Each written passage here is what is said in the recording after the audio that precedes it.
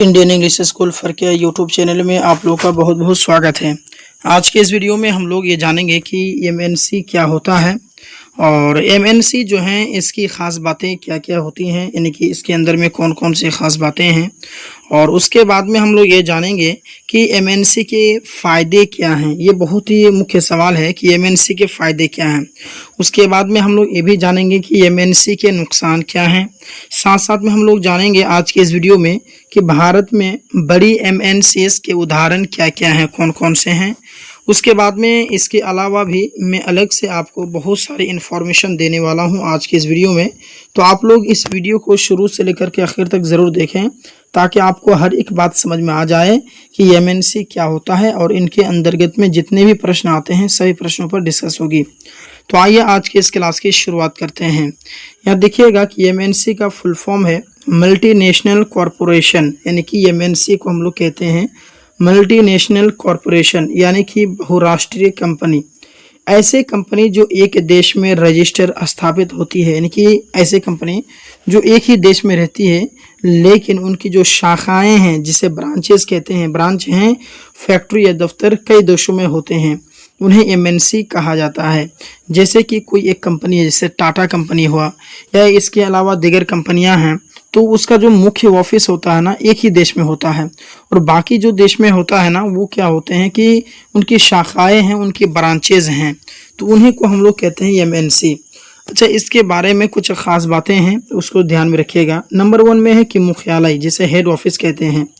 MNC का मुख्य office यानी हेडक्वार्टर जो है किसी एक देश में होता है, जैसे मैंने अभी अभी इसके बारे में जिक्र की, लेकिन इसके ब्रांच ऑफिस और यूनिट्स कई देशों में काम करते हैं।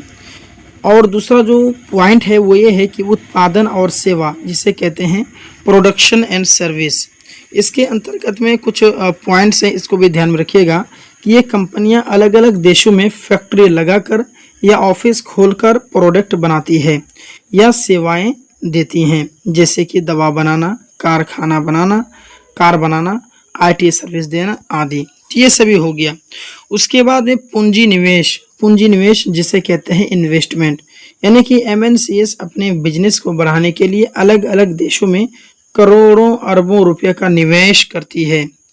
यह हो गया। और इससे रोजगार भी पैदा होते हैं, तो हर एक देश के लिए फायदा है। ग्लोबल मार्केट, जिसे ग्लोबल मार्केट ही कहते हैं इंग्लिश में, तो इनके प्रोडक्ट और सर्विस पूरी दुनिया में बेचे जाते हैं। जैसे कि कोका कोला अमेरिका में शुरू हुई लेकिन अब भारत सहित 200 से ज़्यादा देशों में बिकती हैं। तो ये एक उदाहरण हो गया आपके सामने में। आइए आप जानते हैं कि एमएनसी के फायदे क्या क्या हैं। तो देखिए, रोजगार के अवसर, अलग अलग देशों के लोगों को जॉब मिलती है, इससे एक बड़ा फायदा हुआ। दूसरा कि नई टेक्नोलॉजी, यानी कि विकसित देशों से टेक्नोलॉजी और मैनेजमेंट का अनुभव दूसरे देशों में आता है। अंतर्राष्ट्रीय स्तर पर पहचान, यानी कि लोकल टैलेंट को ग्लोबल एक्सपोजर मिलता है। ये आपके फायदा हो गया।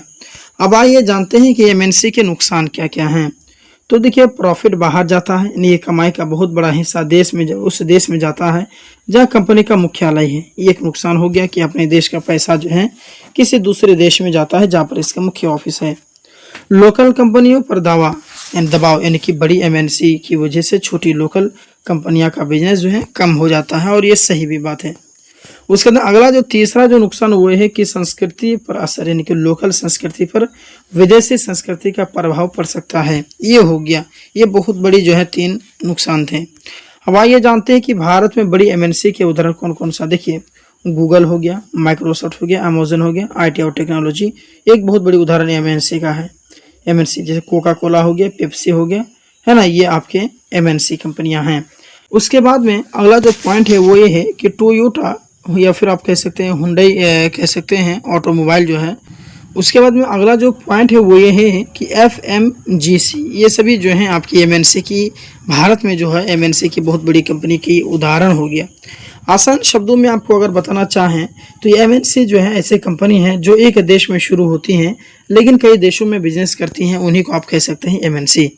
तो आई होप आप आज के इस वीडियो में मैंने आपको आपके जितने भी सारे डाउट थे वो मैंने क्लियर करा दिए हैं। इसके अलावा अगर आपके मन में कुछ सवाल है, कुछ पूछना चाहते हैं एमएनसी कंपनी के बारे में, तो आप हमसे ज़रूर कमेंट बॉक्स में ज़रूर पूछेंगे। मिलते हैं फिर एक और वीडियो के साथ में, एक और नई जानकारी के साथ में।